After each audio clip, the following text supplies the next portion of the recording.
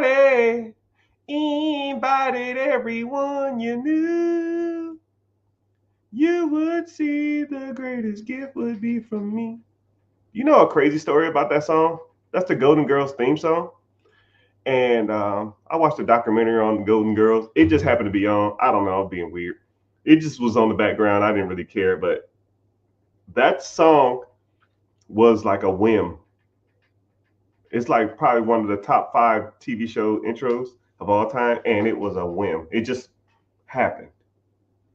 The woman came in. She read what it's supposed to say. She said, "Hey, I gotta be at another event in 10 minutes." She got the lyrics, and then she just ran with it, and she went for it. But the more you know. All right, subject of the day is somebody asked me what are some good starting points for investing basics, and I sat back and thought about it, and I said, man, that's a good question. So it's going to be the subject of the day, or at least the subject for the next 5-10 minutes. First of all, you got to understand that investing has to be a mental commitment, because a lot of people want to invest, but they don't. They really don't. They love the ideal of investing, but they really don't want to do it, or they don't know how to do it, or they're scared to do it. And when people are fearful and people don't know what they're doing, they get nervous and they pull their money out. You put $100, $200, $500 into a pot or a system, and you lose, $20 the first 2 days, and then you're like, yeah, fuck this, I'm out, right? But that ain't the way it should be. You have to mentally commit to investing.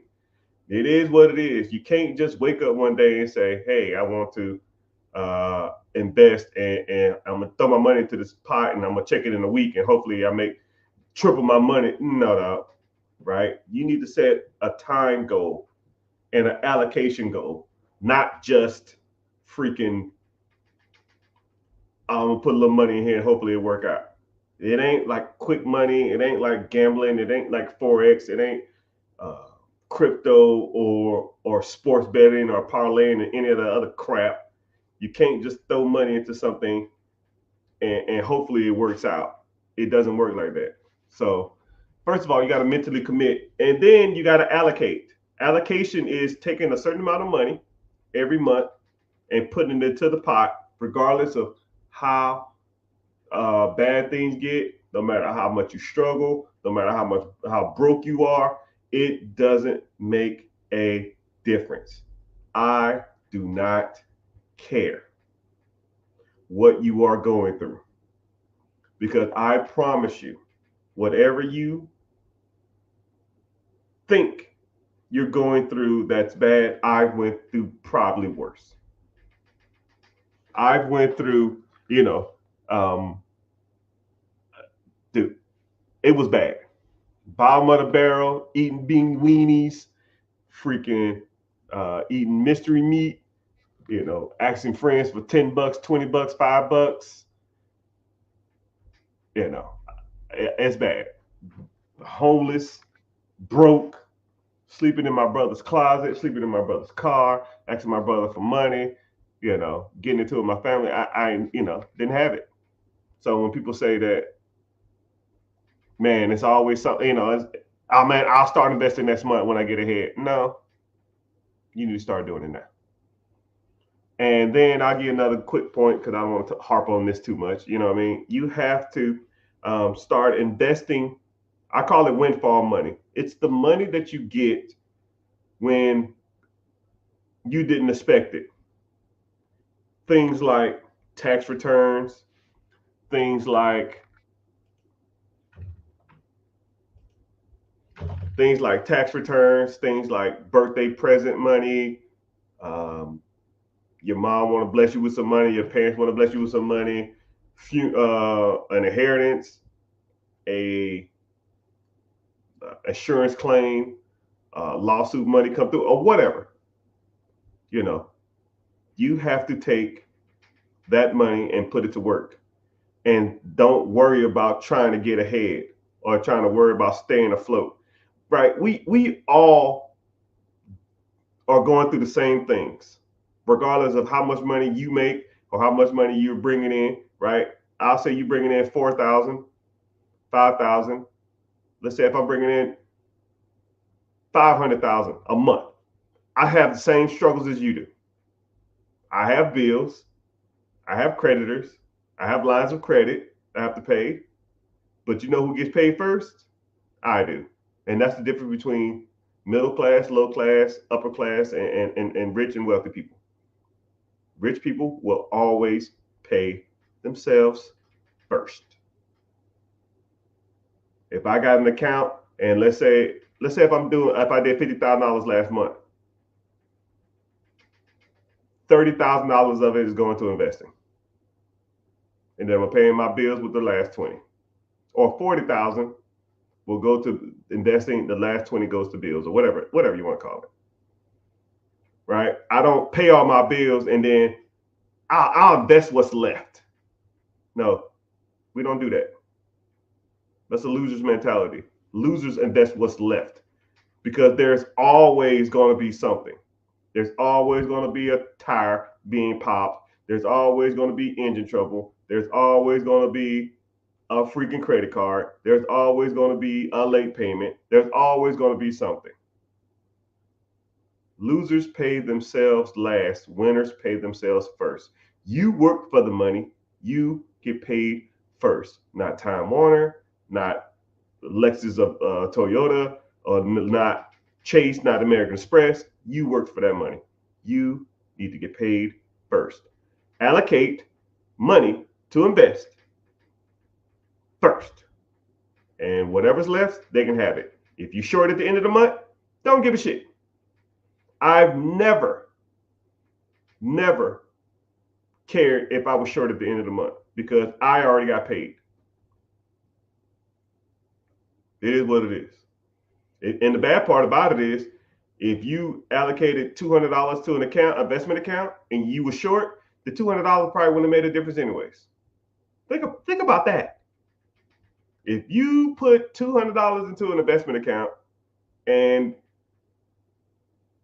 you're $100 short or $200 short or on an electric bill, and then you ain't got no money for no food, or so it wouldn't have made a difference. It wouldn't have made a difference. But I tell you what, my investment pot is going to get bigger every month. And then when that investment pot gets a decent amount, then you take that money and you put that to work. And you constantly put your money to work. And that's, if someone said investing basics, that is investing basics 101. I mean, it's about as simple cut forward as possible. If you take money that's windfall money, or you got a side hustle, or you a babysitter, or you make cakes, or you do hair, or you do nails, or you do landscaping, or you do window tint, or you fix people's cars. When you get that money, are you investing it, or are you just putting it towards bills? Because if you just put it towards trying to get ahead or catch up, you're never going to catch up. No one ever really truly catches up. Everybody has bills. Bill Gates has bills. Warren Buffett has bills. Elon Musk has bills. Jay-Z has bills. Kevin Hart has bills. LeBron James has bills. I have bills. You have bills. Next month, will I still have bills? Yes. Next month, will LeBron James have bills? Yes. Next month, will Kevin Hart have bills? Yes. Elon Musk? Yes. Elon Musk is worth $300 billion. 250 billion dollars. Does he have a bill next month? Yes. So why the hell is he trying to get caught up in that? You're chasing your tail, people. And until you understand that basic understanding, you'll never get ahead in life. And that's about as simple as it gets. And that's just investing. That's not including the real estate stuff. That's not including the business acquisition, storage units, Airbnb, Turo, storage units. I mean, whatever, vending machines, whatever. All that stuff is irrelevant. If you don't understand basic inflow and outflow of money, the rest of that shit you're never going to figure out. But Glad everybody here. Welcome into the chat, everybody. We're live streaming from all platforms: Facebook, YouTube, Twitch, Instagram, and all over. So, what's happening? Miss Vibes, I see you. What's happening? I appreciate y'all for checking the stream. Um, but if y'all would do me a favor, I'm live on YouTube. Just search The Rich Get Richard. My name is Mr. Richard. If you're newer here, we're gonna get into some good stuff. YouTube is the only one that pays me. You can stay on the other social media platforms, and if you're new here and you just kind of see me, make sure you're at least following. But head over to YouTube, and also too, YouTube comments feed into my feed first, so it actually helps me out, and I actually get paid there too. So you can stay here for all you want to. I'll answer pretty much every question live, and I'll try to get to your question as soon as possible. You just got to, feed your questions. One thing I don't like about Instagram though, it like I have to like constantly read thing. I got to constantly refresh my screen. I don't like that. But welcome in. So let's go ahead and get started. If you have any questions or preguntas, and see what what you want to talk about. So initially, I just started off talking about investing because a lot of people. I'm trending on a couple of social media sites for talking about basic investing. So just that's kind of the subject we're talking about. So individual asked, they wanted to start a trucking business. Okay. I tell people all the time, in this modern age, there's no point of starting anything. Why reinvent the wheel when the wheel has already been invented? Just buy the wheel. Would you go to eBay and build a car? Would you go to Home Depot and build a house? You might can get a better deal, or you can tell people I have a sense of accomplishment. But I mean, houses are already built. Cars are already built. Businesses have already been built. There's tons of baby boomers who are going to be retiring in the next 5, 6, 7 years. You can buy their processes from them. So if you wanted to get into like laundromats,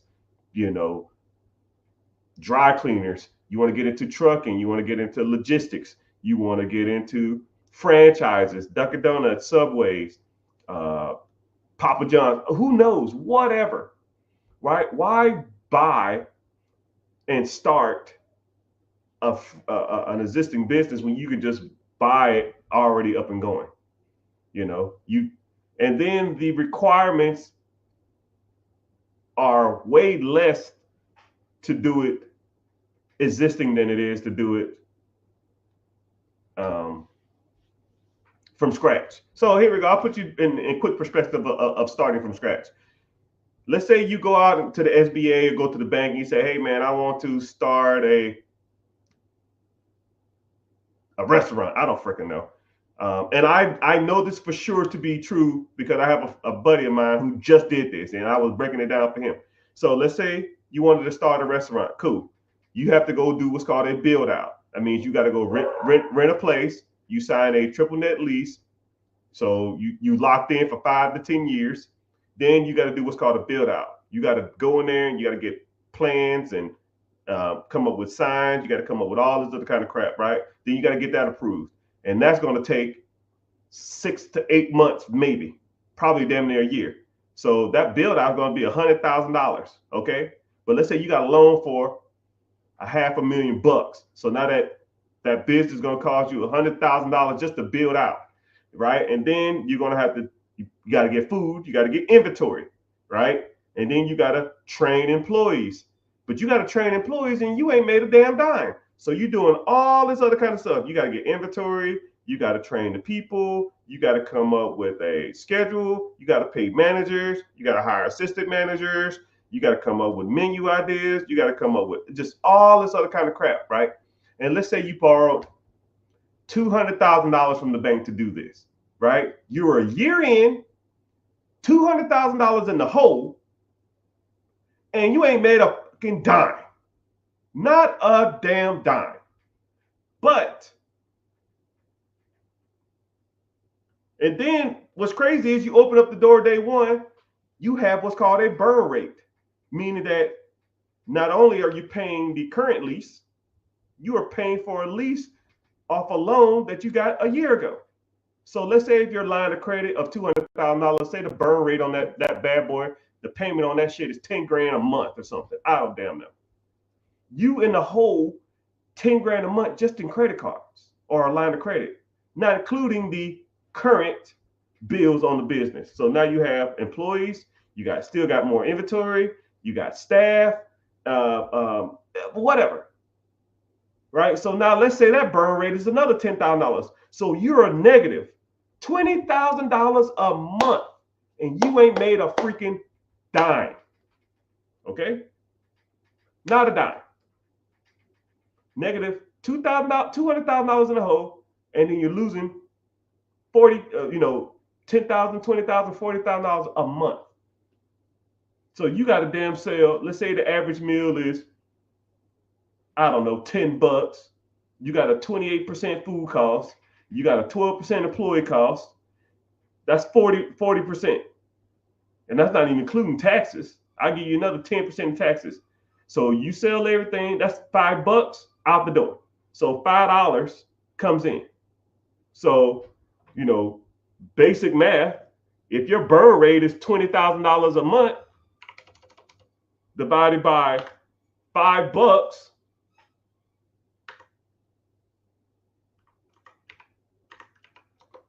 you got to sell 40,000 meals just to break even.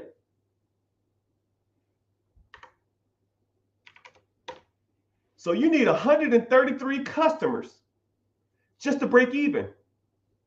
I ain't talked about marketing. And then you got to get your name out there. And if nobody knows about you, you're screwed. But let's just say there's a business for sale. Same concept that you wanted to come up with.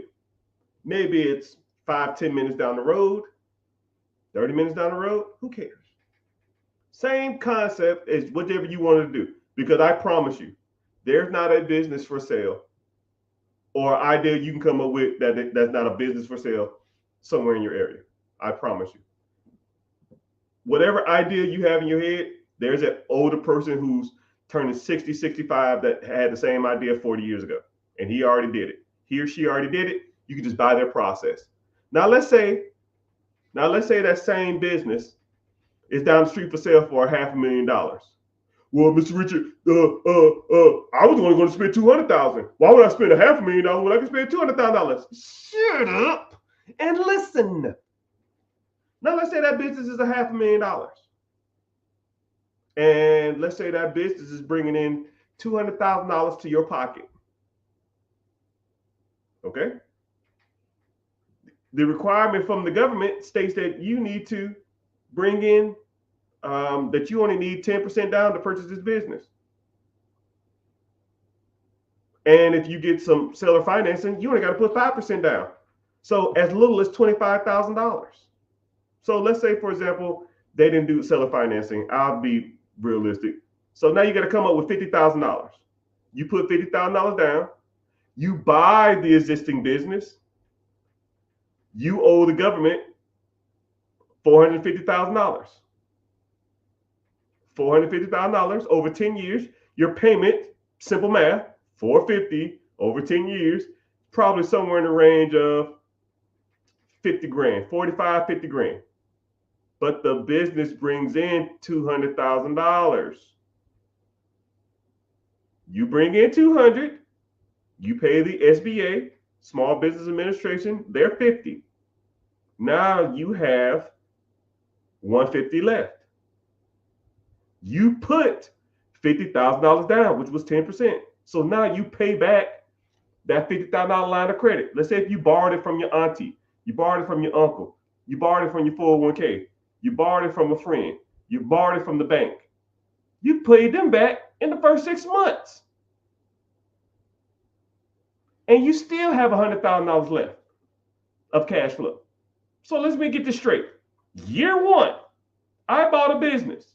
I put $50,000 down. It was $500,000. I owe $450 to the SBA or the government. My payment is $50,000. It makes $200,000. I pay $50 to the bank or the government. I pay $50 back to my line of credit. I borrow from myself, or borrow from a friend, or borrow from a crackhead uncle, whoever, and I still make $100,000 first year. So you can spend a whole year building out a business to lose $20,000, $30,000 a month, or you can buy a business, put a tenth down, make money day one. The government's happy because you're continuing that service in the community. The line of credit that you borrowed, the $50,000, or whoever you borrowed that from, they're happy. They got their money back. You're happy because you're going to make $100,000 a year from a process that you just bought. And, everybody's winning. And the person that you bought it from is happy because they got their money and now they can go and retire. Win, win, win, win, win. All I do is win.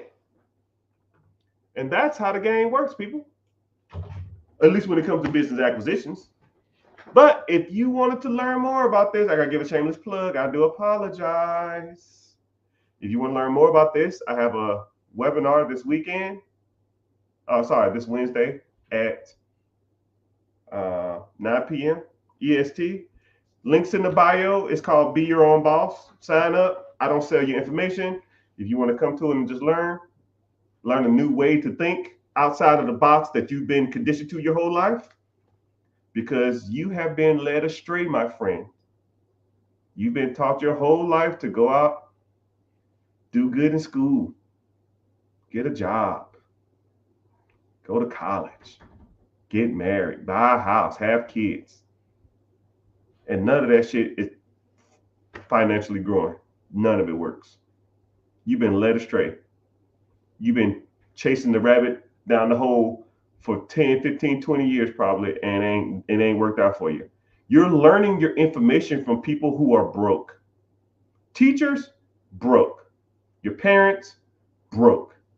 Grandparents, if you had a blessing to meet them, probably broke. Your freaking neighbors, broke. Your friends, broke. Your college professors, broke. Your co-workers, broke. Your damn boss, broke. Broke mentally and broke financially. Because they think that they're getting ahead and they think they got some power in the world because they're telling everybody what to do, making an extra $2 an hour. It's trash. Trash. You got to learn from people like me who teaching you the real deal, Holyfield. You have to teach. I have to teach you investing. And I call it the 4 pillars. First of all, we got to work on your personal credit, right? You can't be going out here be trying to get $1 million loans with a 400 credit score. We got to fix that, right? You need to know the ins and outs. You know the difference between hard inquiries, soft inquiries, credit profile, FICO score, credit scores, all the bureaus, how they pull, how to boost your credit, how to be more pleasing to the banks, and then when you start focus on business credit and LLCs, S corp, C corps, sole proprietorships, EINs. If you want to get into trade lines, you want to get into net 30s, net 60s, net 90s, all that shit's trash too. But I like to talk about it because I like people to know that I'm not out here playing around. I know what the hell I'm talking about, right? Then you got to start focusing on pillar 2. That's investing. Mutual funds, ETFs, index funds, mutual funds, stocks, bonds, If you want to get into crypto, you want to get into short-term investing, you want to get into long-term investing, whatever, right? What's the best app to do it with? What's the easiest way to do it, right? I need more money. We got to start teaching you about trimming the fat, because a lot of people have a lot of fat in their bank account, a lot of it. Because if you sign up for a one-on-one or a coaching program or something, first thing I'm gonna do, yeah, bro, let me see the fat. Oh man, I don't have a lot of bills. I don't have a lot of bullshit. Let me see. Netflix, Hulu, Disney Plus, Carvana. I mean, not Carvana. Lyft, Uber Eats. Dude, what the fuck, man? Uber Eats last 6 months. Click. It says right here you spent $1,400 in the last 6 months on Uber Eats. Not only are you too lazy to cook, you too lazy to go pick it up. That's a double negative.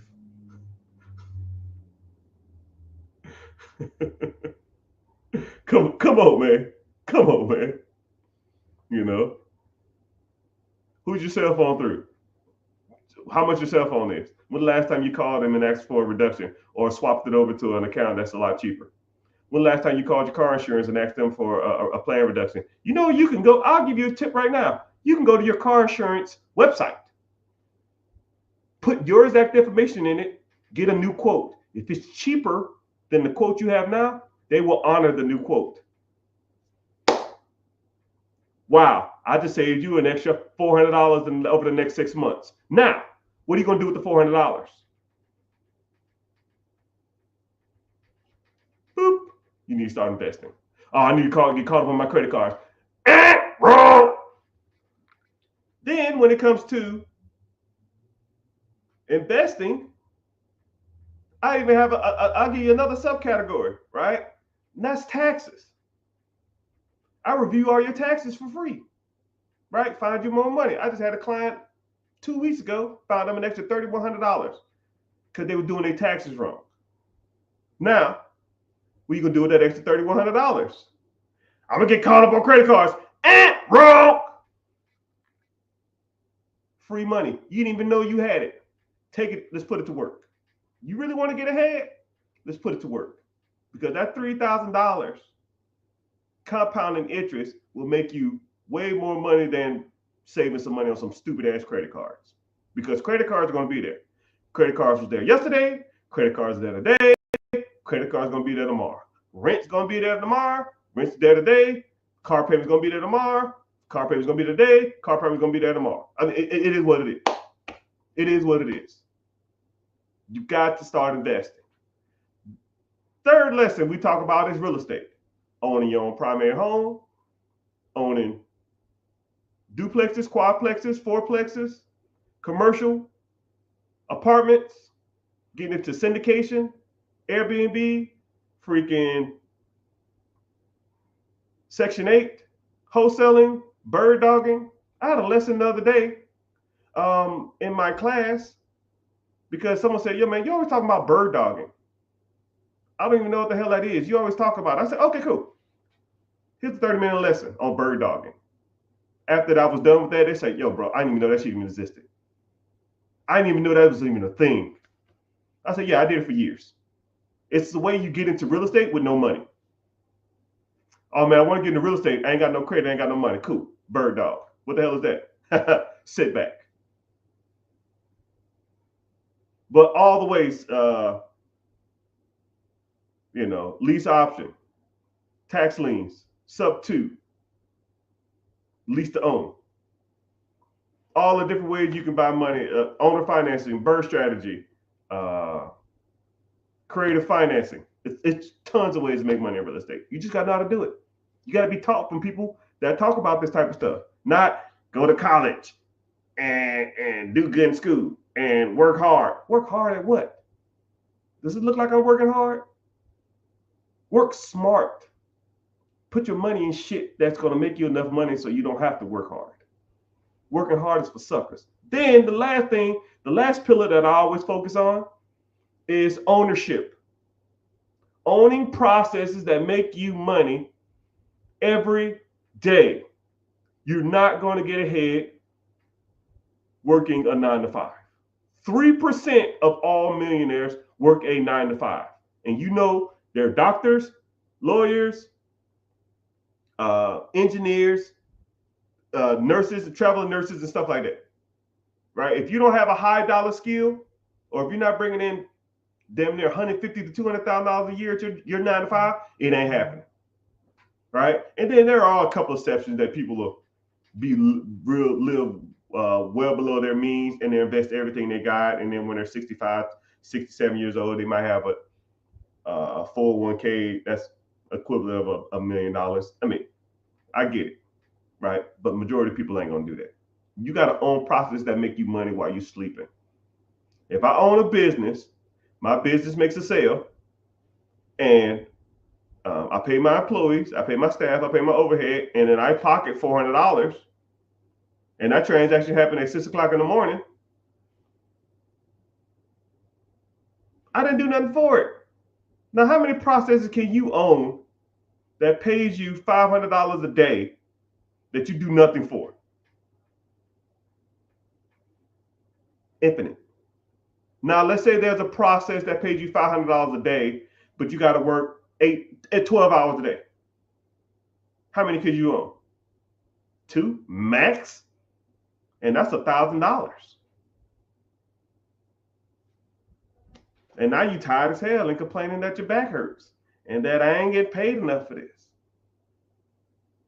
But if you own a system that pays you $100, $200 a day that you do nothing for, you wake up, you check your account, you might call your team, wish them some luck, you might pay a little money here and there, say here's a gift card, thanks for your hard work,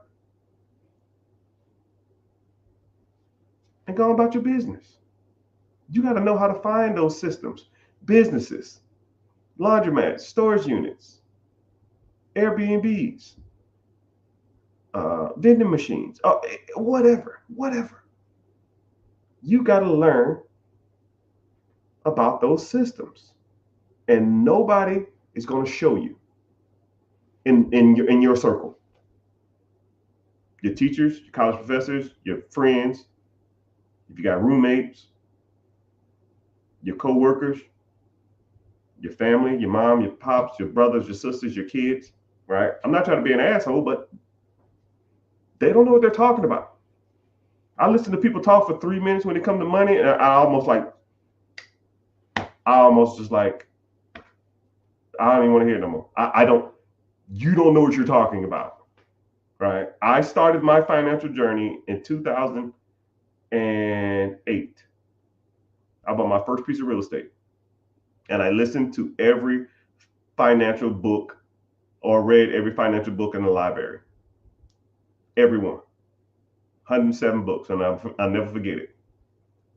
I read a book a day, which was rough, but I didn't know. I had no fucking clue, but I know I wasn't going broke again. And I tell you what, the things that I learned from all those books, and I've been applying them all through the years, and I know what works and I know what don't. Right now, I don't know, 6 figures a month, easily. Right? Some months I do better, some months I do worse, but I don't care. And then all that money comes in, and I reinvest it, because that's the game. Pay myself first. I just gave you that lesson. But if you're interested in this type of stuff, you like talking about money, you like talking about different ways on how money works, you done with the rat race, you tired of the 9 to 5, right? My last push, and then we'll get to some questions. Click the link in the bio, join the free class. It's called Be Your Own Boss, right? I don't sell your information. If you come through, you listen, you hang out for a little bit, ask me a couple questions, and if you want to move forward, we move forward. If you don't, you never have to hear from me again. I don't care. I was fine before you, and I'll be fine after you. I don't care. I just got tired of people for years asking me, yo, man, do you have like a program or something where you can sit back and teach people? And cool, I'll walk you through that process. I'll show you what I have to offer if you're interested, and if you are, right? But you get a lecture before we even start, right? I'll break down a lot of this financial stuff before we even start. So, yeah. So let's go ahead and get started. Somebody says, I want to own a laundromat or a dry cleaner that is absentee, but what if my manager quits? What is your fail safe? Okay, good question. What if your manager quits? Generally, management in a laundromat, McDonald's, Dunkin' Donuts, Subway don't give a shit. Management typically are older people for the most part. Older people generally have families. For them, people just don't up and quit for a reason. They just, you know what, y'all, I'm done. Peace. Um, it's it's 12 o'clock on Friday. Today's my last day. I'm out. Because if they do that, they're gonna call you and say, "Hey, man, I got a referral here for John Smith. How was he?" Well, he was a good worker, but he just quit on me one day. I don't know if he's gonna do that with you. He just left, and they're gonna ask him about that in the job interview. And they say, "Yo, man, why'd you just quit? You told him on Friday at 12 o'clock that you're gonna leave, and then you just left. Why'd you do that? Are you gonna do that with us?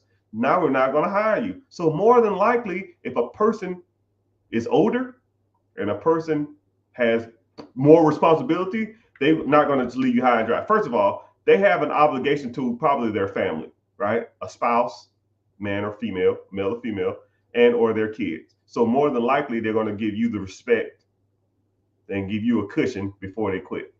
And if they just leave, right, more than likely, you're going to have other people working there.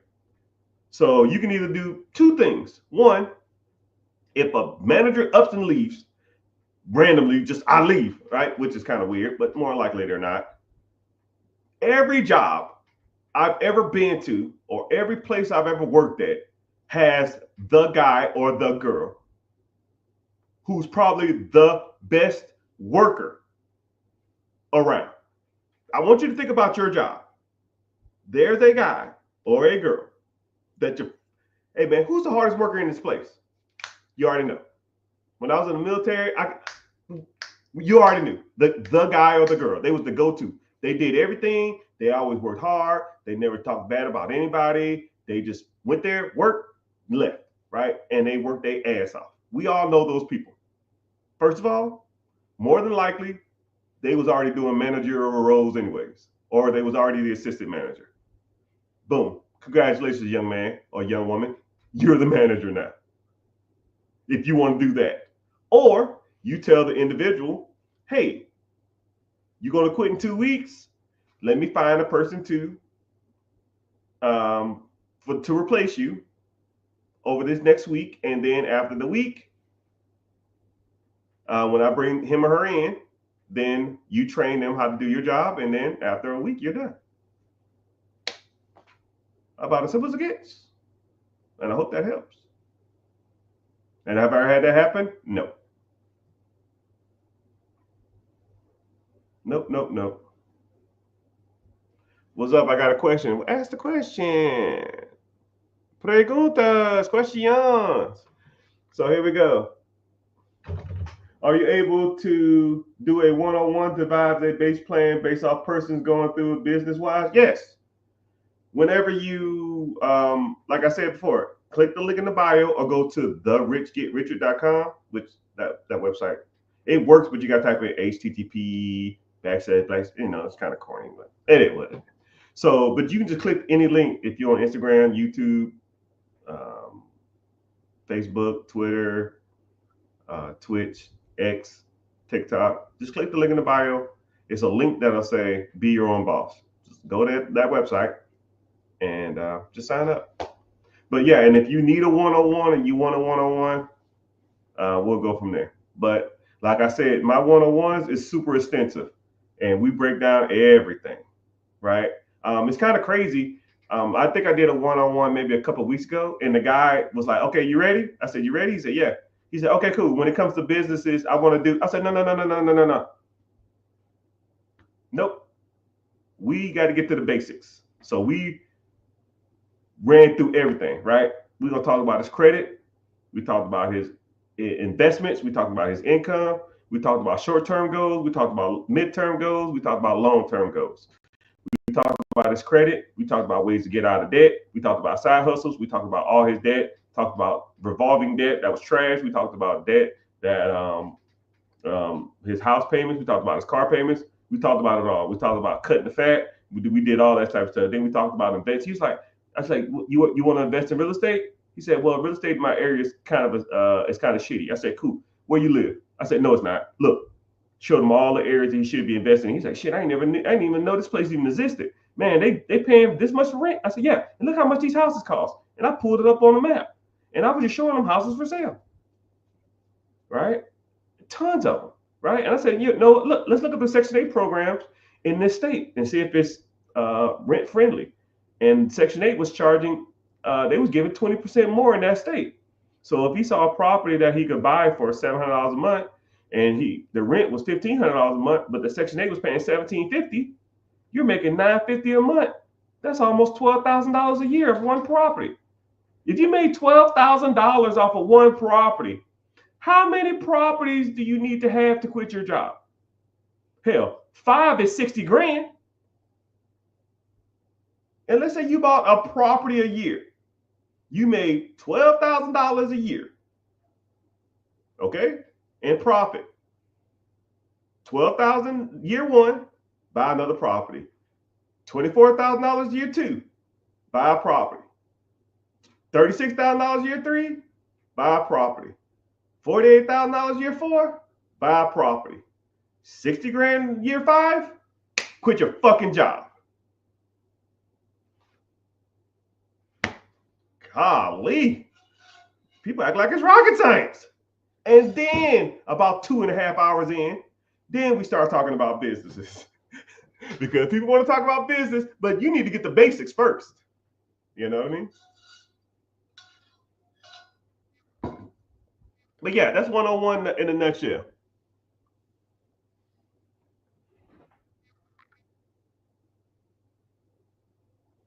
Quick question. Go ahead, ask the question. I'm zoning. Whatever y'all want, man. I'm giving it. I'm giving y'all the game.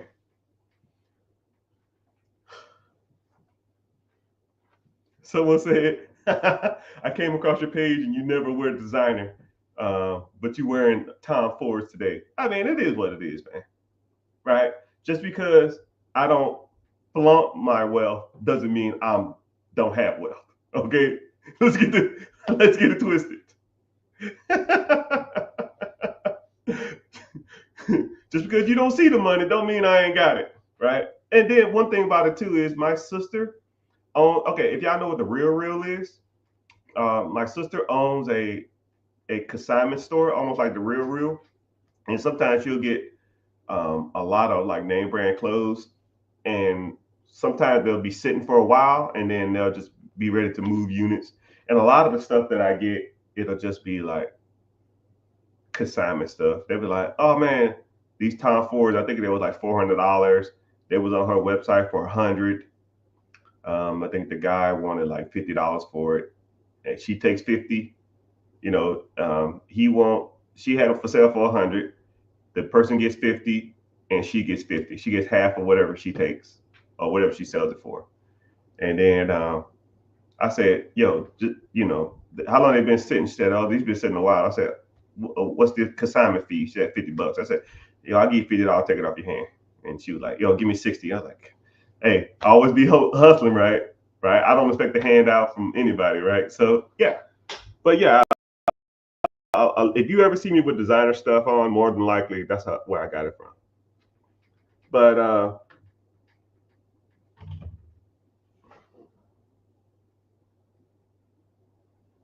someone said, I wonder what the payment's going to be on a $450,000 loan. Hey, simple math, man. The average SBA loan is about 10%. 10% interest on $450,000 is about $45,000. I'll round up. That's $500,000. The average SBA loan is 10 years. $500,000 over 10 years is $50,000 a year. Simple. Say word. Where do I sign up? Click the link in the bio, my guy. And then we also talk about credit, and we also talk about business funding, because a lot of people don't have access to capital, and I'll show you how to raise capital, how to get your own capital. If you get access to capital, how to properly liquidate it, because you know sometimes these banks be charging like 20, 30, 40% to get access to this money. in the form of cash. And there's better ways to do that. I try to do. I'll show you how to do it. Do you think private A investments like Energy X is long-term investments? I don't even know what Energy X is. I'm kind of simple on my investing. I'm not out here trying to chase. I call it chasing chickens or chasing pipe dreams, man. Oh man, I'll give you a great example. It was about when I started making a decent amount of money. I started getting into like some crazy investments. That's where I learned a lot of my hard knocks. 2012, 2013, there was a company drilling off the coast of Africa. They had some new oil refinery technique that was revolutionary. And they was doing 90% returns month over month for the last like 6 months or something. I said 90%. I said, if I put $100 into this stuff, I get 190 back in a month. And then after the month 2, I'm at what? Damn near $350. I said, sign me up. Bro, I forgot what I put in, like 15 grand or something. And that 15 grand turned into almost $90,000 in the first, I want to say like 13 months. And I was like, hell yeah, I'm going to ride this out. I ain't going to long-term invest this. And, before I knew it, my $90,000, dude, it happened so fast. It comically was probably over the next 2, maybe 3 months. My 90,000, I was like, okay, cool. I'm gonna ride it down a little bit, and if it gets a little lower, I'm gonna get out of it. It got down to almost like $45,000 to $50,000, and I was like, yo, I'm done. Right? I still made 4 times the money. I put in 15. I got what 45 out of it, 50 out of it, but I was up 90. Right? But I thought it was gonna be a long-term play, and then every once in a while I go check on this fund or this stock. And that shit's, dude, it went to the trash. Moral of the story is, people, if you want to invest, stick to what you know. I got a simple rule when it comes to investing. Has your mama heard of it? Has your kids heard of it? Will it be around in 10 years from now? And do you use it, or have you seen other people use it on a daily basis? And what's the and will I get a return on my money? It's simple as it gets. Okay. Has my mom heard of a company that drills off the coast of Africa? No. What about my kids? No. It doesn't have long term. I thought it did. Do I use this every day? I guess I use oil every day. I don't know. Not really. From off the coast of Africa? Probably not. Okay, cool. Amazon. Has your mama heard of Amazon? Yes. Has your kids heard of Amazon? Yes. Will you get a good rate of return? Yes. Do you use Amazon? Do people use Amazon every day? Yes. I mean, okay, let's go. Simple as it gets.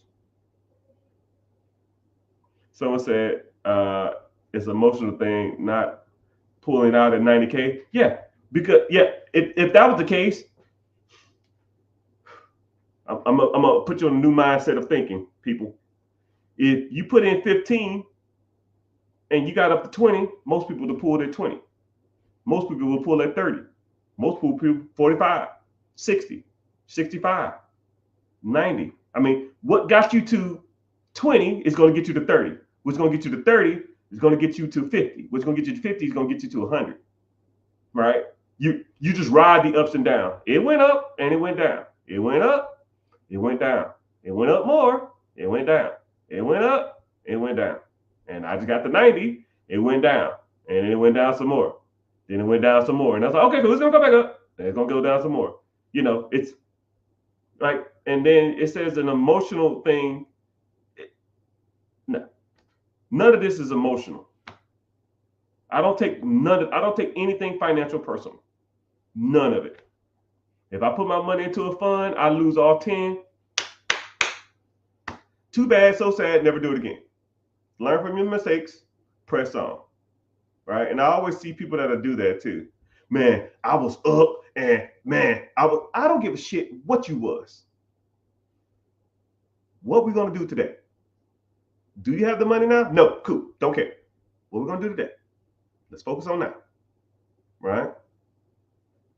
Someone said, what is the best industry to buy in New York City? There's a lot.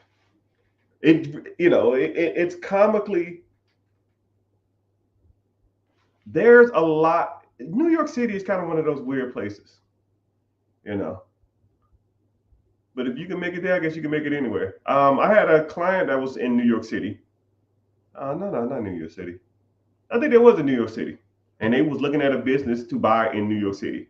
We found them like 4 of them, comically, in about 15 minutes, and dry cleaners, laundromats, moving services, sub shop, sandwich shop, bodegas, corner stores. I mean, all of that stuff, man. There's tons. You're at the mercy of the market. If you go look at what's for sale in New York City now, you can go back in 6 months from now and it'd be something totally different. Just like if you're looking for a specific car to buy, you go in 6 months and it'll be a whole different car. You go look for a house, you look in 6 months from now, it'll be a whole bunch of different houses. So it just depends. It really just depends on what you want to get into and what you want to, what's your risk tolerance and stuff like that. Somebody said, I want to buy a plasma center. Actually, I seen one for sale. There was actually, those things are more prevalent than you think. But you got to be careful because some states require you to be licensed as a owner. So I don't know what state you're in, but let's say, for example, if you want to buy a property management company, some states require you to be a property manager or either have a real estate license. If you wanted to be if you wanted a dog grooming business, some states require you to be like have a vet tech certificate or something. If you wanted to buy a accountant firm, some states require you to own a CPA or to have a certified public accountant certification before you own those type of establishments. So you got to be careful. But a lot of times, whenever you're buying a business, you can almost ask the owners, or you can ask the brokers, are there requirements for this state to purchase this or the acquisition of this business? But yeah, plasma banks, blood banks, the IV joint banks, and that kind of stuff. Yeah, I see those for sale all the time. I never really thought about it, but it is a good industry to get into if that's what you want to do.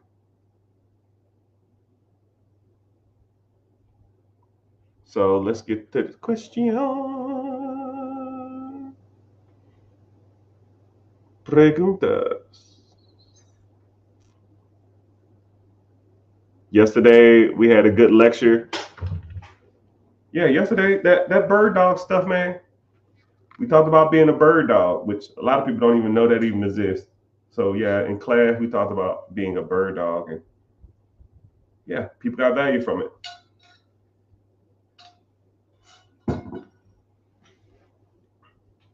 Do you think any business can thrive in America? No, not any business. Okay, I'm not like I'm a real big politically correct person. I don't like saying all or none of anything, right? Can no person make it in America? That it's grammatically incorrect. Does every business make it in America? Grammatically incorrect. Do I think that anybody my personal opinion, with the right mindset, the right know-how, the right coaching, and the right steps, I feel anybody can be successful in America. I'll tell you like that. Anybody who comes through me, I feel like I could get you right. You just have to implement. You have to put in the work, right? I could tell you how to make millions and millions and millions of dollars if you just take the information and be like, yo, that was dope. No, come up with a plan. Like if we coached or you was in the program or I worked with you, I'm gonna give you plays. Every time we meet, I'm gonna give you 3 or 4 different plays, right? And all you're doing is like double dutch, right? Airbnb, nope. Syndication, nope. Airbnb, nope. Sub 2, nope. Section 8, nope. Buy your first rental property in a rent-friendly area. Yeah, I like that one. And that's all you do. You got to get into it, right? You can't sit back and do this all day and double dutch. You gotta hop your ass in eventually. You can't just sit there and, oh man, this is good information to learn. No, you got to do it, right? Will you be scared? Yes. Is it nervous? Yes. Are you tapping into something that you've never done before? Yes. But you will get a little rush, and it's kind of like a little adrenaline that'll come. And once you do that, you do it a couple times, it's almost like, dude, what the hell was I waiting on? It's almost like when you drive for the first time. When you drive for the first time, you're kind of scared, you're kind of nervous, you don't know what you're doing, you're kind of fearful. You think, oh man, everybody's gonna wreck, people are gonna crash into me, I'm gonna die. I saw a statistic that a lot of people die in cars. I don't never want to do this. You give it 2 years, you got the seat back, you don't put on your seatbelt, the music blaring, the windows down, you talking on the phone, you're texting, you're eating at the same time. It's the same thing. It's the same thing. Over time, when you do some of this stuff, it will just come natural, and you will just easily just start looking for the easiest, fastest way to do it. If you buy one rental property, you can buy two. You buy two, you buy four. And you buy four, you buy 8. And then you buy 8, you can buy 16. And then after that, now you're looking for package deals, right? Or what they're called, portfolio deals, right? Those are the best ways to scale too, man. You know, you got a old investor who has, I don't know, 30, 40, 50 properties. Shit, why buy a whole bunch of single family homes, one a month, when you can buy 50 in the damn portfolio? Cool. How much are all these properties worth? I had them appraised at $2 million. Okay, well, what you want for them? Give me 1.6. Okay, well, 20% of 1.6 is 320. You put 320 down, you got $400,000 worth of equity. You pretty much get your money back as soon as you sign the shit.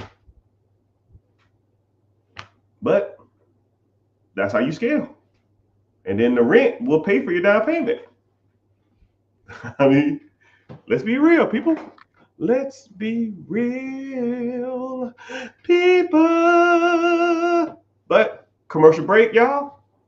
Like I said, I give you 15 minutes worth of game, and you got to listen to me solicit for 15 seconds. 15 for 15, right? I don't know where you're watching from, TikTok. Just make sure you tap in the screen. Let's tap for 15 seconds while I talk. 1, 2, 3, go. Just tap the screen, tap the screen. Instagram, I see you. YouTubers, I appreciate you in here. They say the YouTube is bumping, man. I'm getting some AdSense today, man. Cut the check.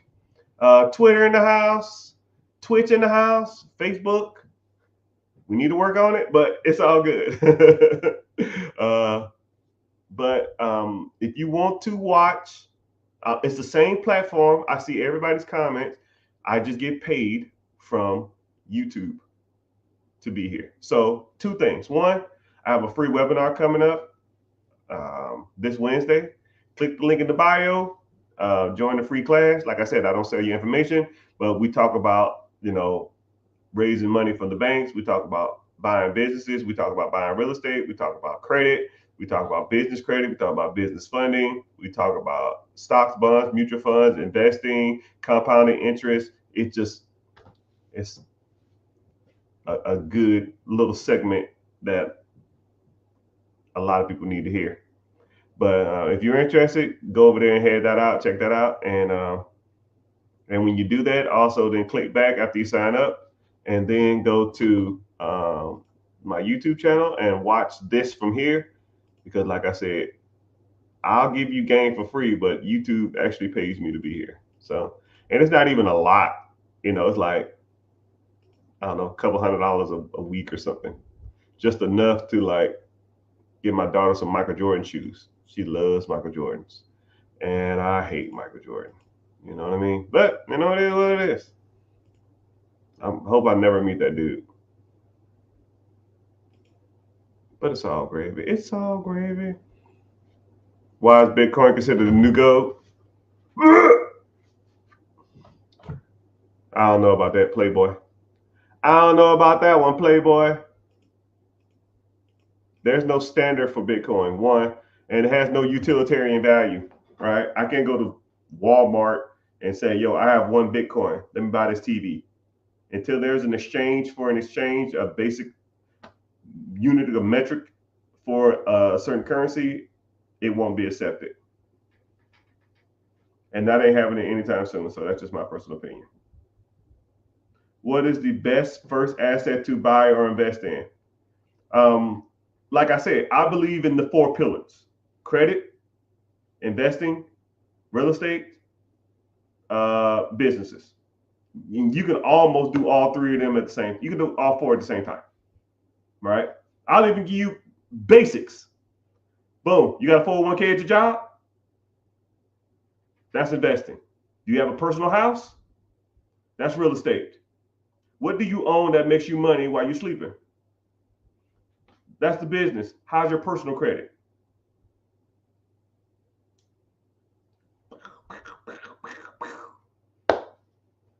You should be tackling all 3 of those or all 4 of those damn near every day of your life.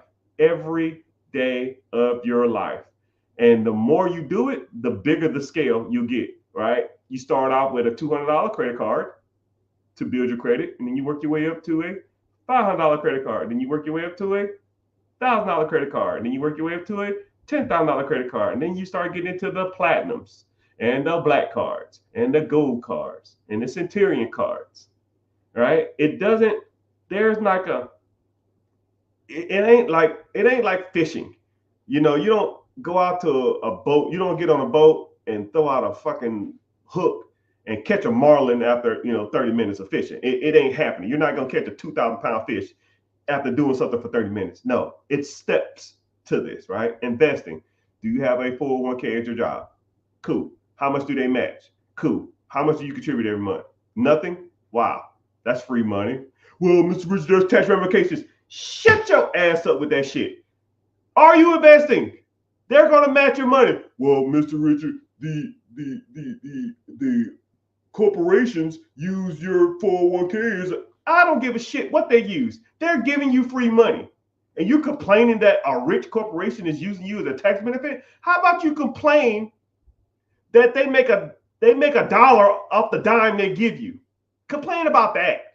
If you want to fucking complain about something, complain about how you give 40 hours, 50 hours, 60 hours a week to their ass, and they don't give a fuck about you. They'll fire your ass tomorrow.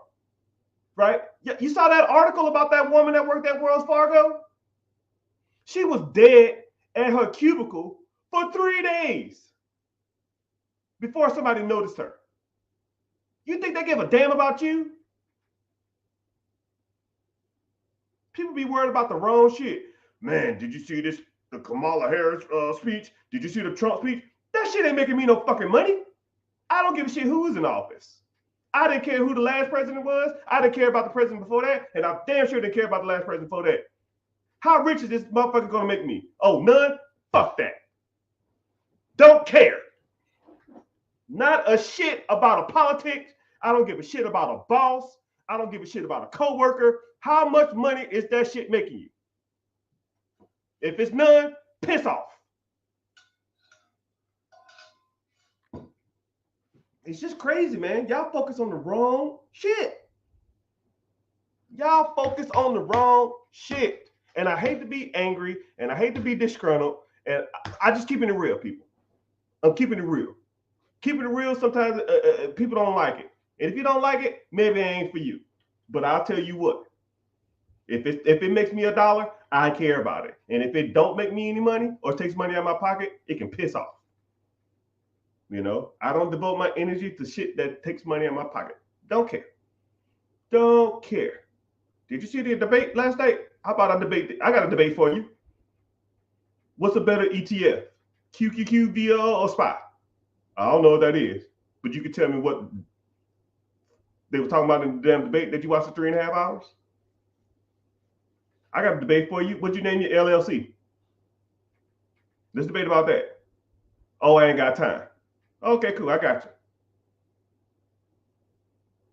you. Okay, cool. I got you.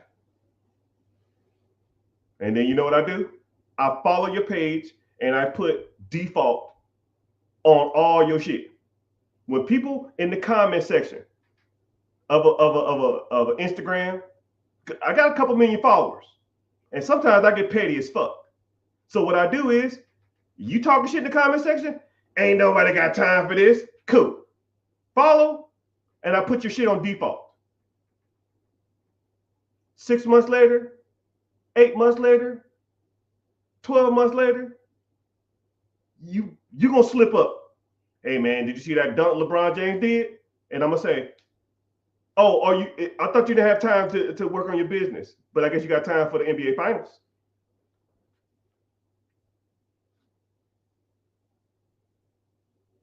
Block. I'm that guy. I'm that guy.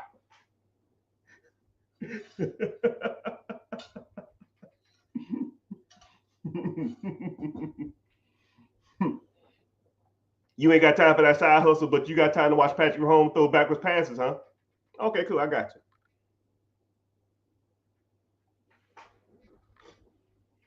But if you invest in 25% credit cards, why not pay them off? Brother, we all have debt. Let's say you have a 25% credit card, okay? Let's do a simple, basic math lesson. This is about as simple as it gets when it comes to people talking about, I should pay off my debt. Cool, I got you. Let's do simple math. If you put, let's say I'm gonna get my calculator out, right?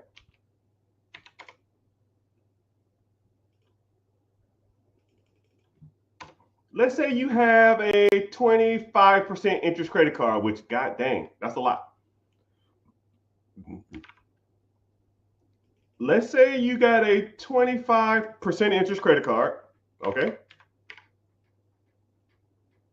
And let's say your payment is,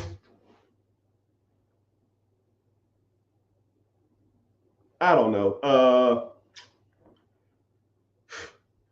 $400 a month, right? You send twice as much, okay? Twice as much, which is $800. You're going to pay that credit card off, and let's say you owe, I don't know, $5K. You're going to pay it off a little faster, but you're still going to take probably a couple years. And now let's say you pay the minimum, okay? Instead of you paying $800, you pay $400. And now you take the $400 and you invest it in an account, okay?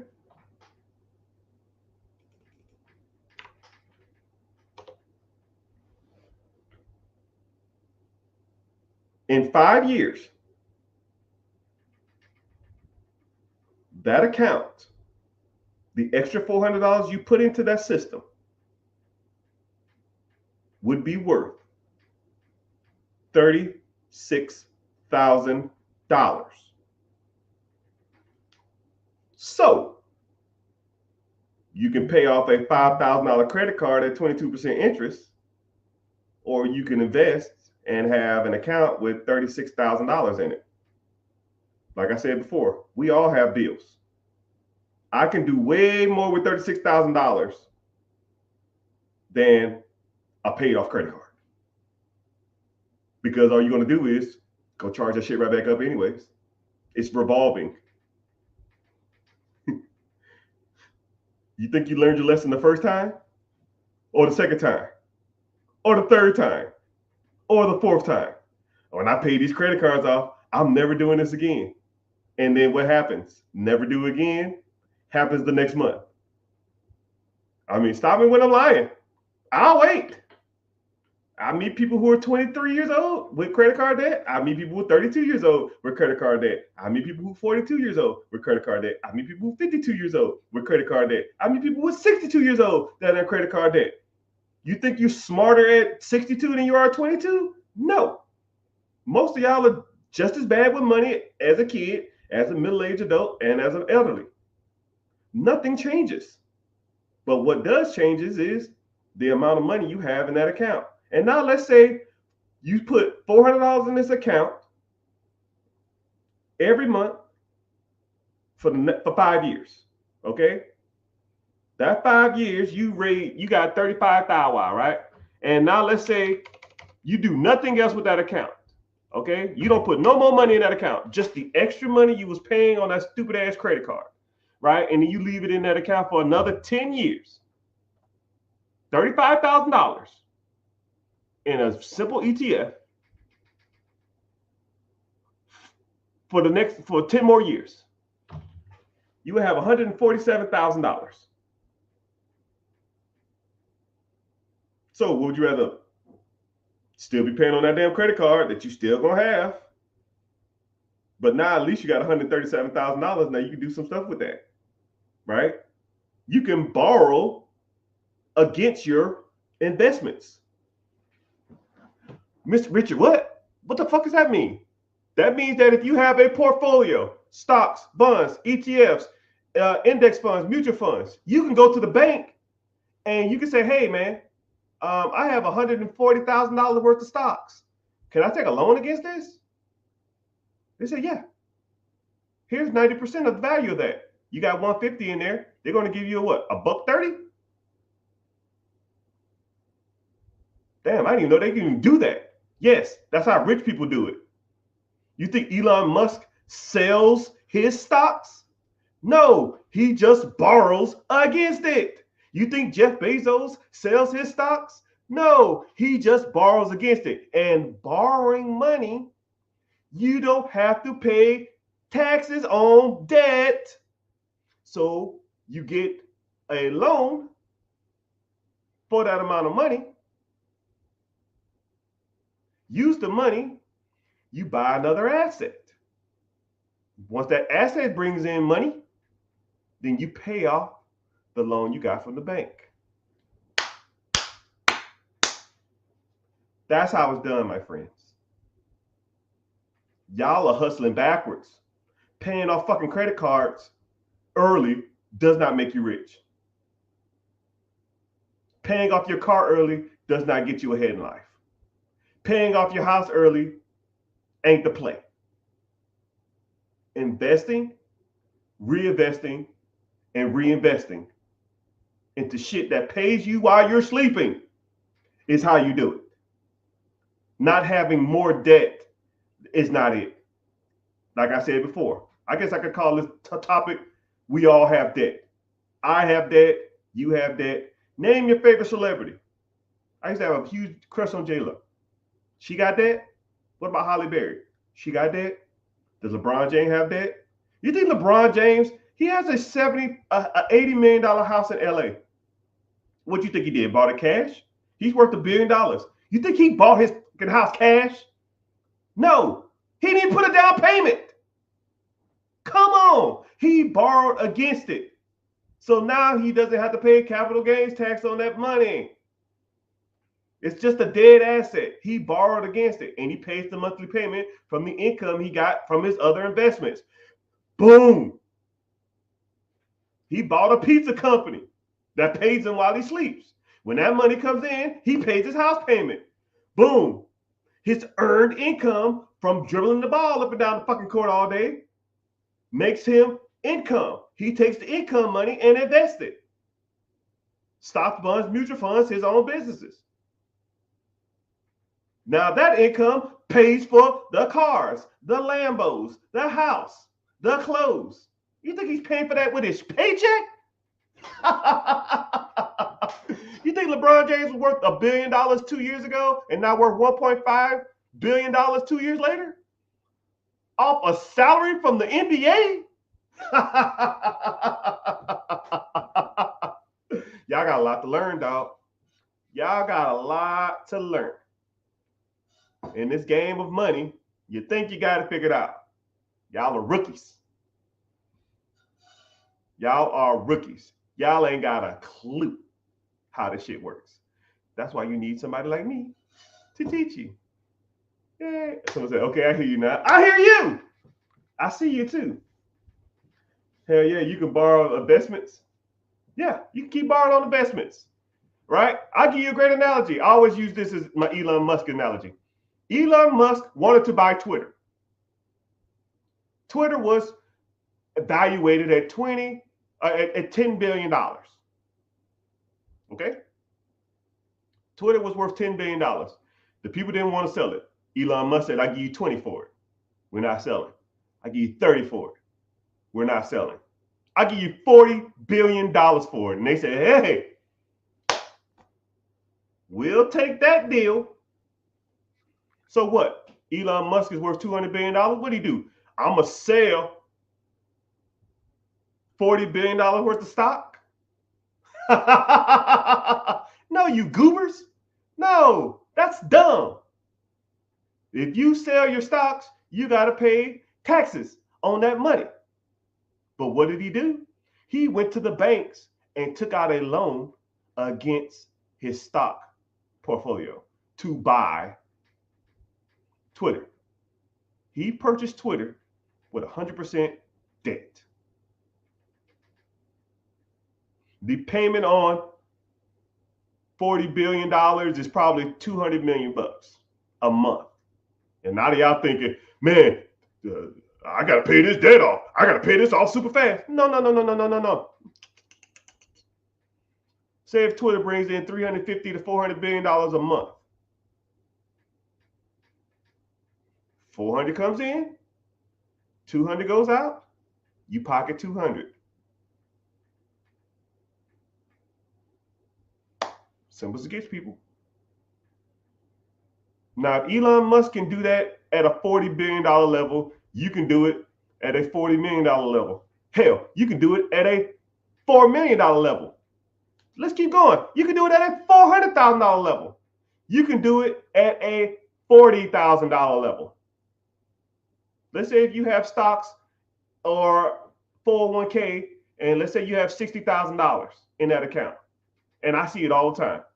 Hey, man, I'm thinking about cashing out my 401k. Why? Because I need the money for something. Borrow against it. That way, your money can continue to make money. You take that money, buy something that makes you more money. And when that money comes in, you can pay off the loan. And then you still can take care of whatever you need to take care of. While your other money is still sitting in the account accruing interest. That's the game, people. Or at least one of the games. But hey, it is what it is.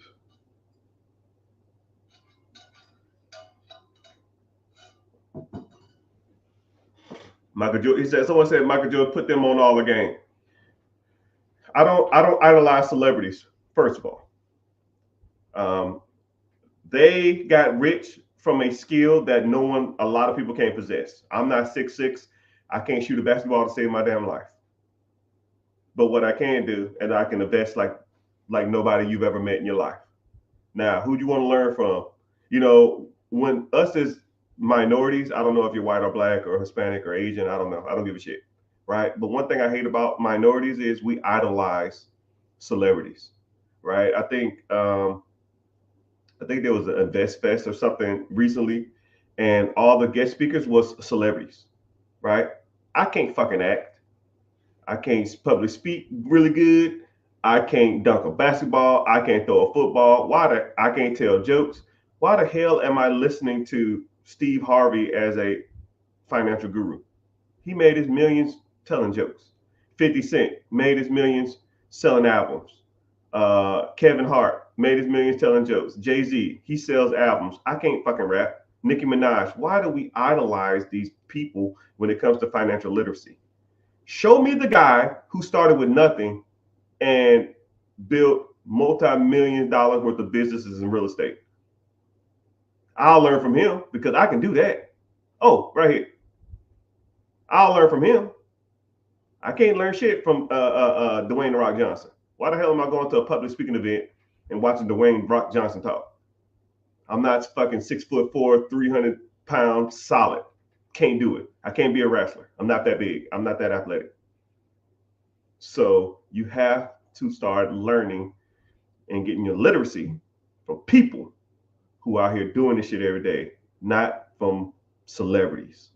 I idolize no man. I've met tons of celebrities. Most of them are assholes. Most of them. Me and Ludacris almost got to a fist fight because he talked shit. He was talking shit to me and my wife. I almost punched him in his fucking throat. Don't idolize them people, man. They're all losers. Most of them are. Some of them are kind of cool, but most of them are assholes.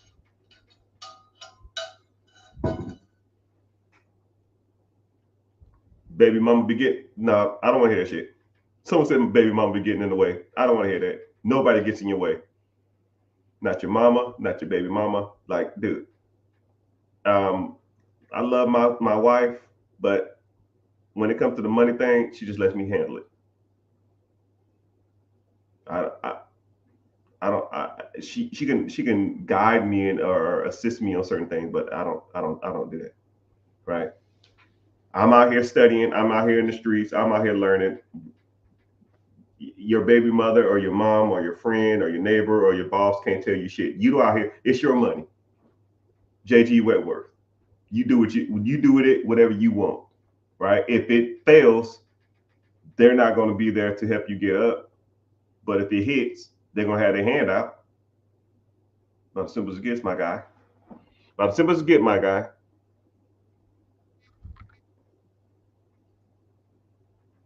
Someone said, learning wholesaling now? Yeah, brother. Someone said I look like Rick Ross.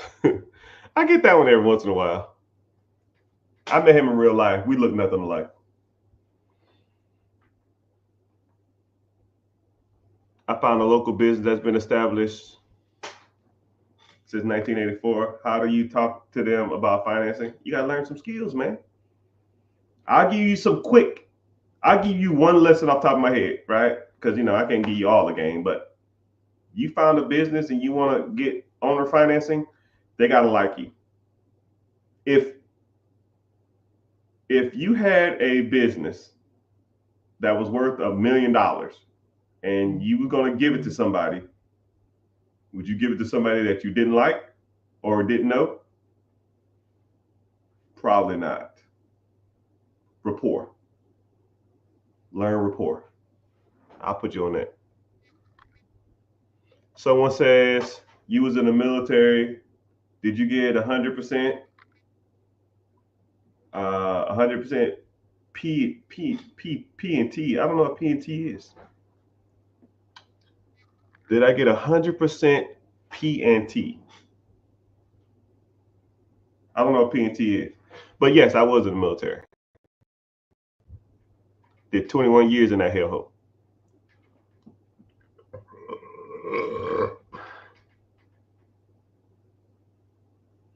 What's the best websites or the best apps to look for real estate?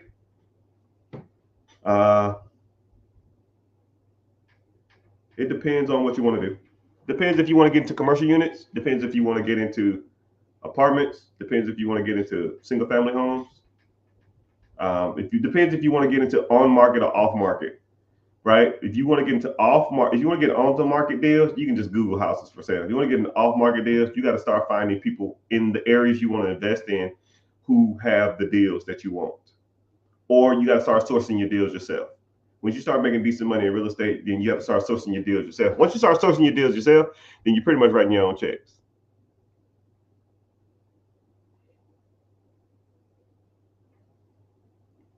But I'm glad y'all here. Y'all go ahead and give me some check-ins, man. Where where y'all from, man? Comment. Make sure you tapping the screen. Tell me where y'all from. Tell me who y'all know. Tell me what y'all, at least tell me where you're from. I don't know. I've traveled all over the world, so I always like to see where different people from, right? And the bad part about it is, I'll even do I was talking to someone about rapport. I'll do a rapport. I'll do rapport with you right now, right? Someone says Harlem. Hey man, Harlem, man. I just can't. I just did. I went to a vacation in New York, but I was in Times Square. I went through some parts of Brooklyn, and I was. I didn't ride the subway, but I really wanted to ride the subway, but I heard it's nasty and it's kind of weird. So I guess next time I go, I'll do that. Um, but how is Harlem? Is Harlem like majority black, or is it becoming like gentrified, or is a lot of white people there, or is it how is it? Down by Virginia Beach. You know what's crazy about Virginia Beach? Virginia Beach is one of the best kept secrets when it comes to beaches because it has not a lot of tourists, but it has a lot of locals and stuff like that. Oh, so avoid the subways. You see what I just did, people? I'm having a conversation with somebody about the subway in New York City and Harlem. I went on vacation there and I barely remember any of that stuff. Like it's just about communication, conveying a message, right? If I had 100K to put into real estate or in business right now, shit, brother, you rich and don't even know it. You are rich and don't even know it.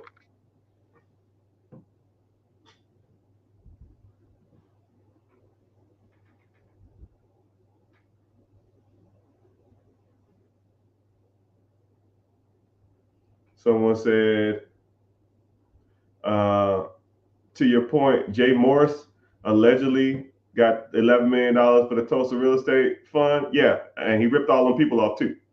Ain't built shit.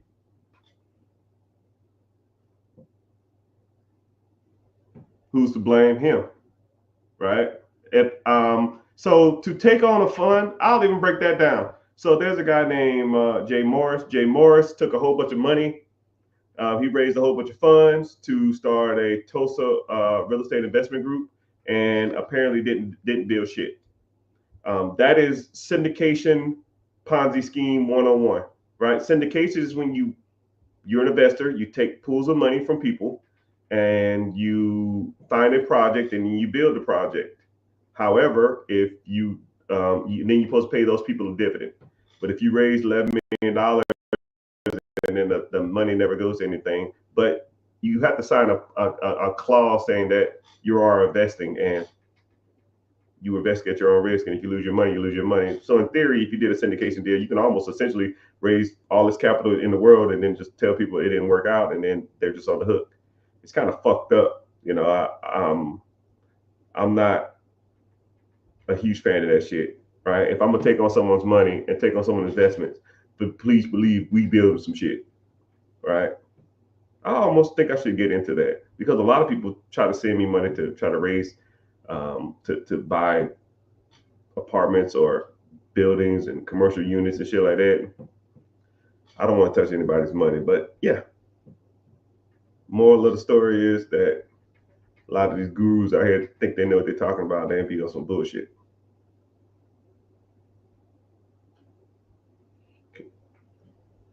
Oh yeah, I'll DM you. I'll see you.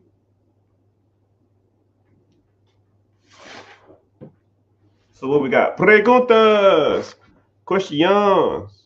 Someone said, "I have $100,000 cash." You got $100,000 cash. You rich and don't even know it. Kansas City, you are rich and don't even know it, my boy. But you almost so one thing that if you had $100,000 to invest, you almost got to determine what you want to invest in because there's pros and cons to real estate. There's pros and cons to owning your own business, and to get started in the real estate is probably a little easier and a little faster, but There's tax benefits. There's capital gains benefits. Um, there's a lot of benefits to real estate. I'm not gonna name them all. I named them in my head, but I didn't. I was like, yeah, I'm not saying all the shit. But to buy in a business, you get a lot of cash flow back, but then you have a cash flow problem. Then you have to pay taxes and capital gains on that too. So they have their pros and cons. I think that's why I try to explain to people what the pros and cons are of having both of them.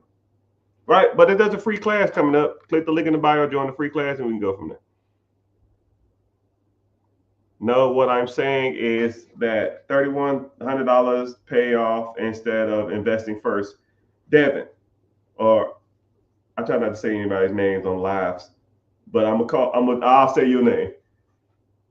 You're not gonna tell me that paying off a credit card is more beneficial than starting investing. You're never going to convince me that. If you pay down a $3,000, $5,000, $10,000 credit card, it is revolving debt. You pay it off, and then you will be right back in debt a year later, and then you're going to be paying it off again. You're chasing your own tail, man. A lot of people think they're smarter than like, dude, you're overthinking it too. And then you're losing out on the years.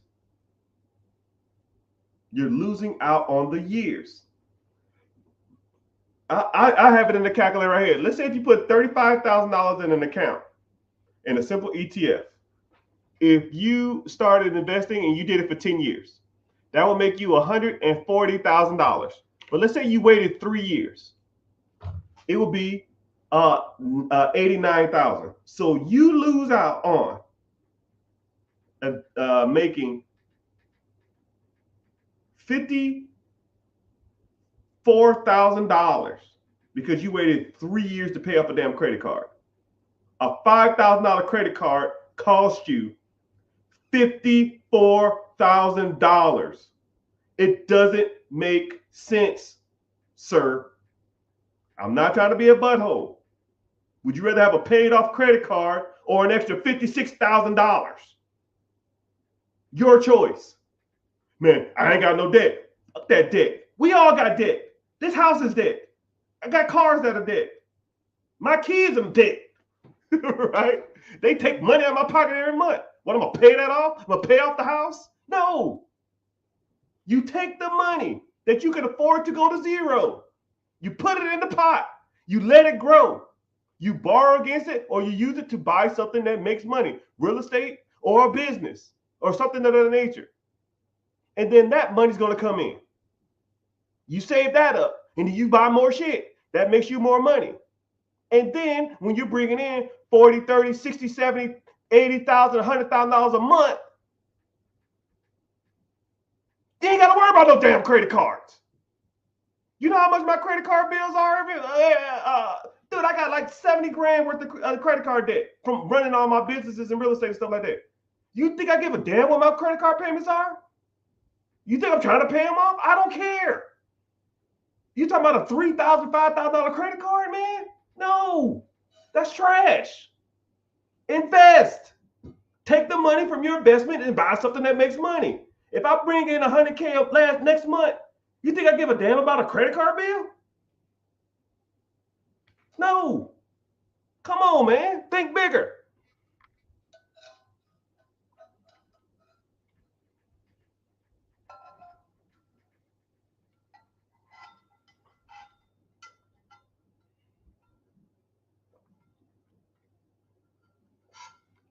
Someone said, I thought you just taught people how to buy gas stations. No, man, I teach you how to buy anything.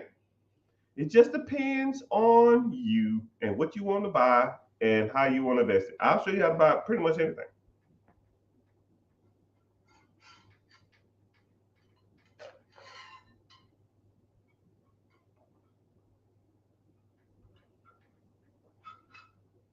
Someone said, if I knew about ETFs at 18, I ain't even gonna read the rest.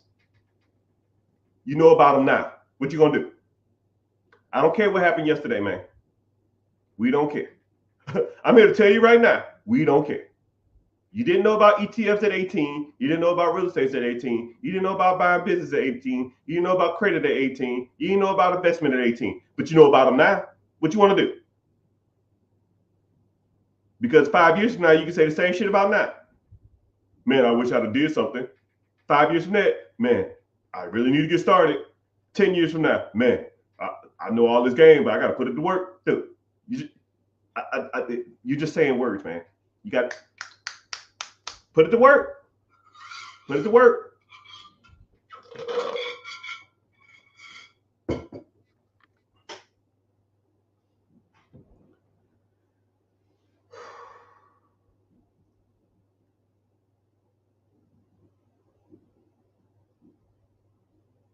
But thank y'all for hanging out.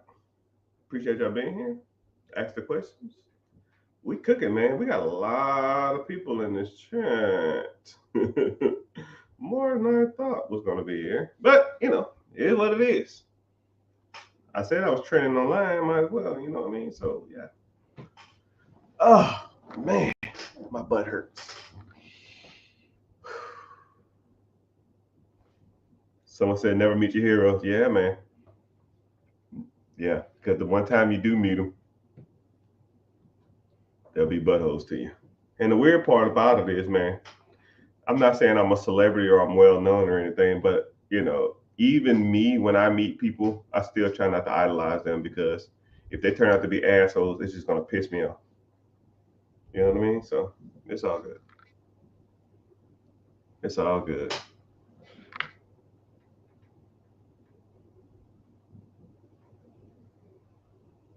Ohio in the house. Nashville in the house.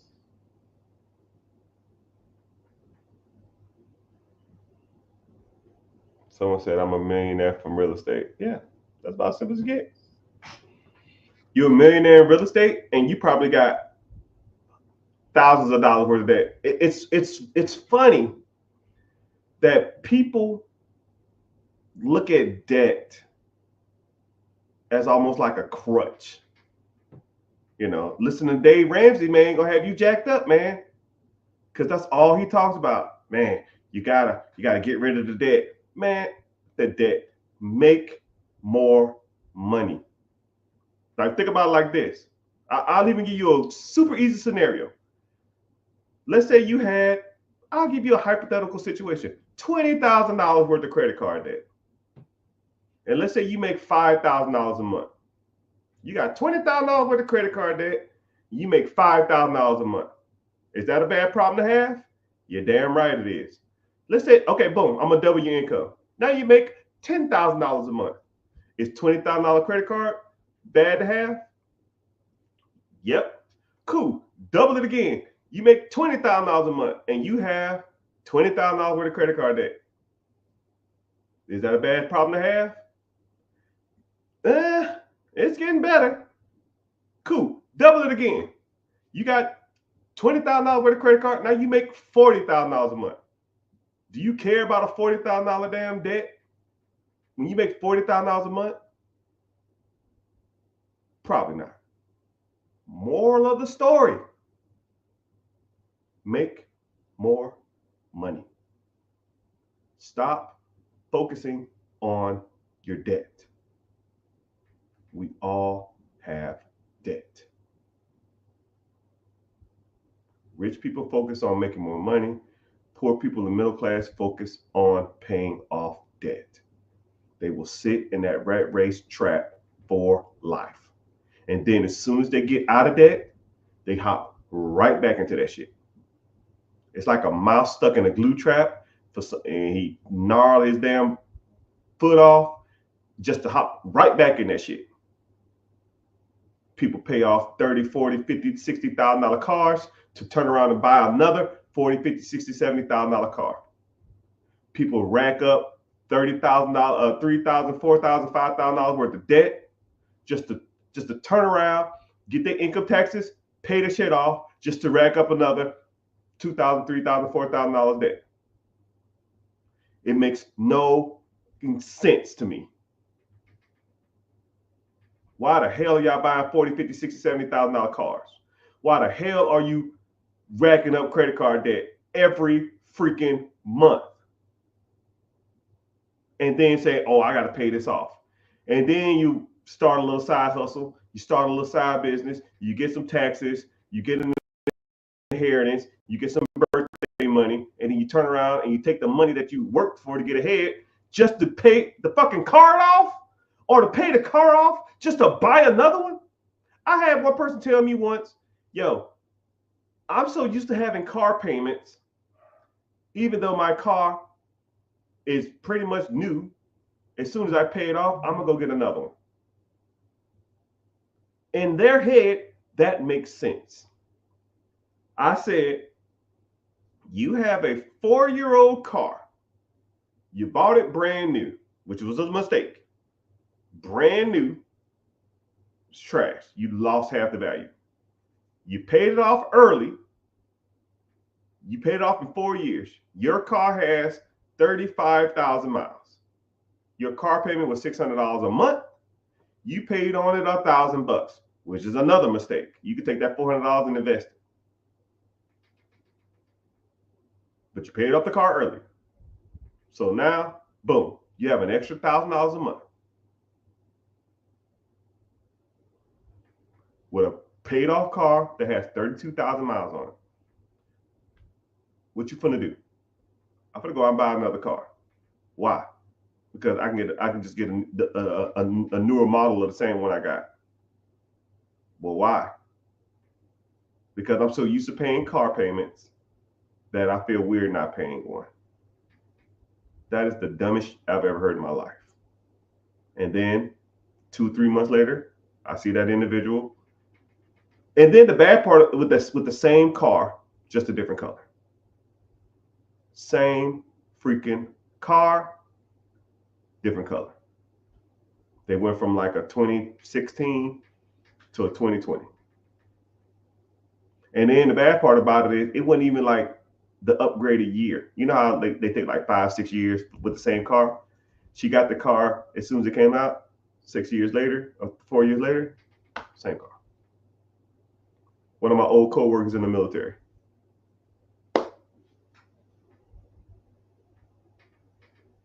That individual will never be ahead in life. Never. Their financial literacy is a -10. They have no skills. They will be a worker bee or in the rat race for the rest of their lives. And in my head, I couldn't even save them.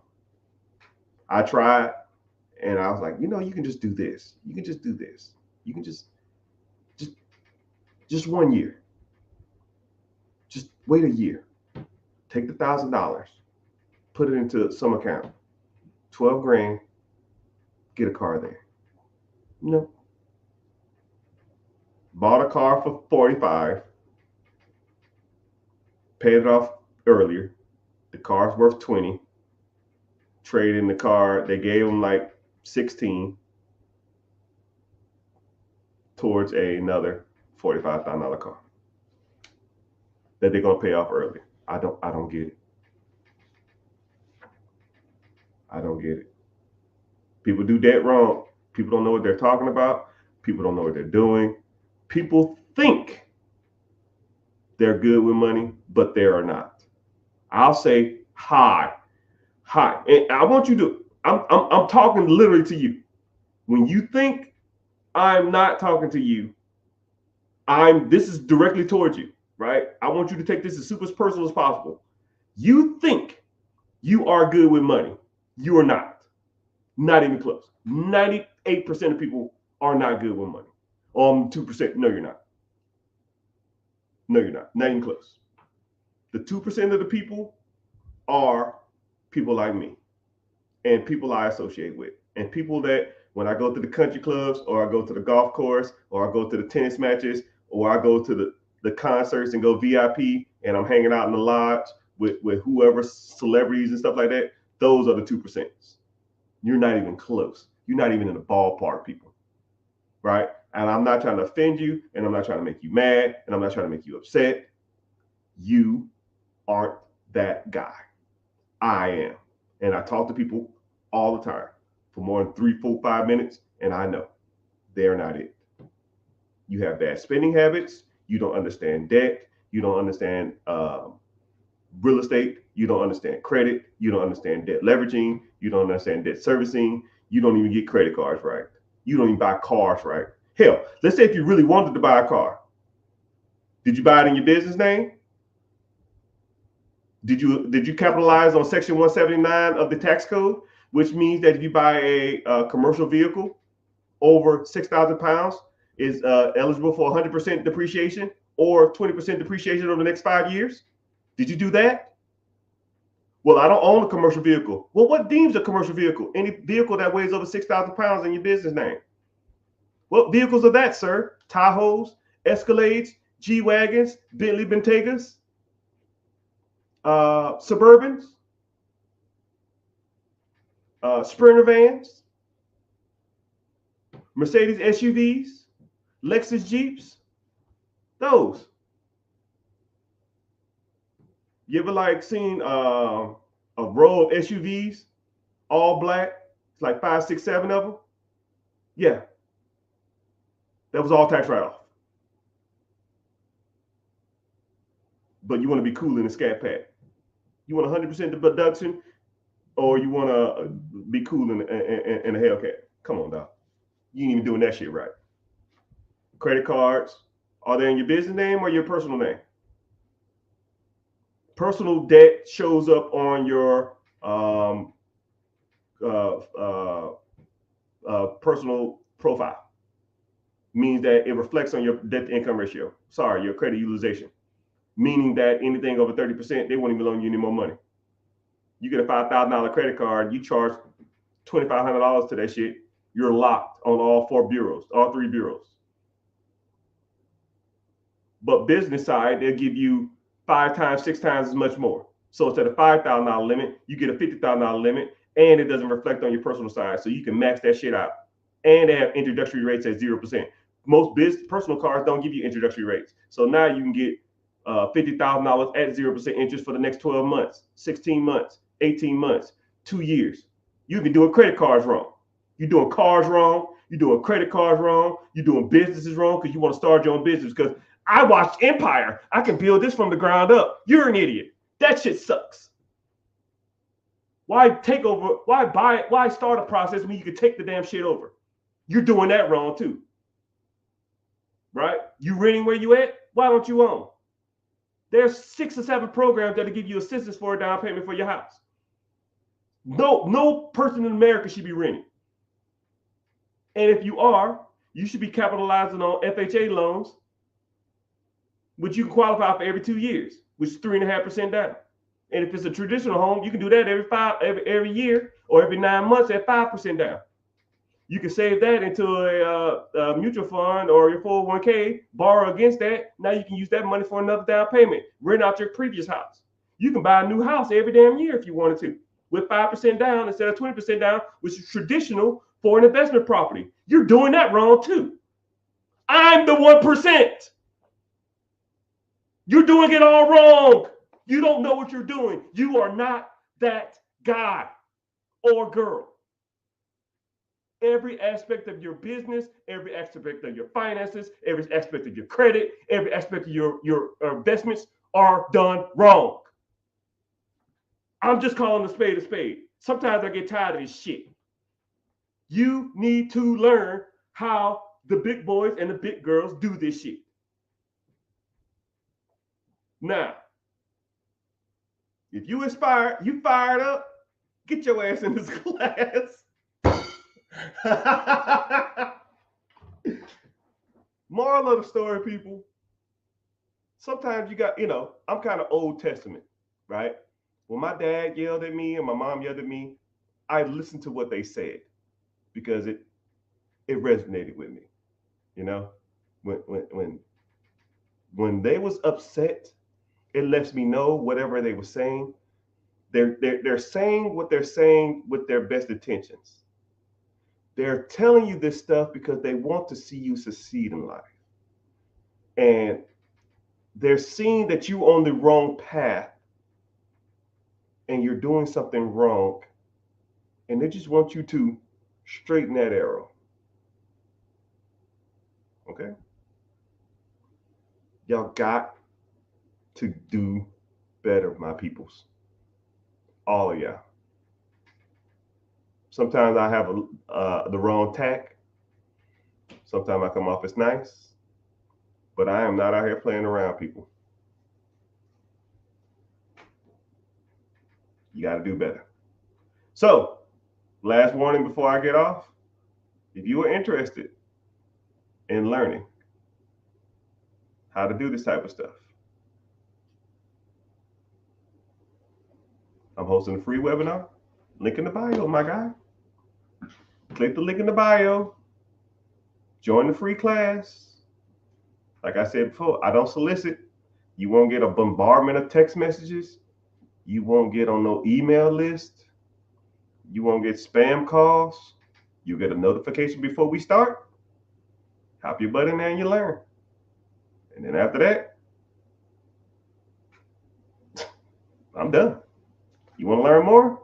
Let's move forward. If not, I can lead the horse to water, but I can't make him drink it, right? But I thank y'all for your time. Social media gets mad if you exceed 2 hours. So I might hop back on because I'm kind of in a talking mood. But I don't know. But I'm about to head off. But join the free class. If you have any questions, preguntas, shoot me a text message.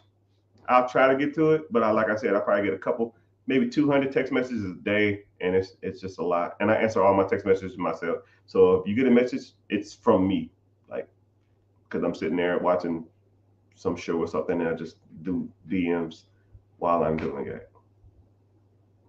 But thank y'all for being here. All my friends all over social media. Man, it's bumping in here. I appreciate y'all for being here. Make sure you're following on all the platforms. I see you in Twitch. I see you on YouTube. Make sure you at least subbing so you get notifications when I'm on. Twitter, make sure you're following. Instagram was kind of bumping today. I appreciate y'all being here. But yeah, I'm about to head off because, like I said, I can't exceed 2 hours. They get mad at me. They literally will like be pissed and like put me on the naughty list. So I might get back on. All right, I ain't got that much to do today. I did want to watch